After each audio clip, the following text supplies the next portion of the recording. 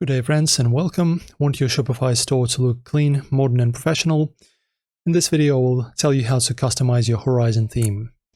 So from your Shopify dashboard you need to go to Online Store, then Themes, and click Customize next to the Horizon theme.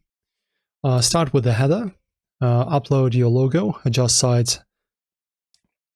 After that just start with the header, upload your logo, adjust size, and edit the announcement bar. Horizon supports transparent headers, so use a high contrast logo.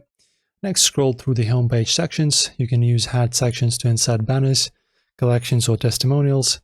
Rearrange them by dragging on the left. Then go to the theme settings, colors to match your brand colors. Under typography, pick simple, readable fonts. Click the top drop down and switch the product pages.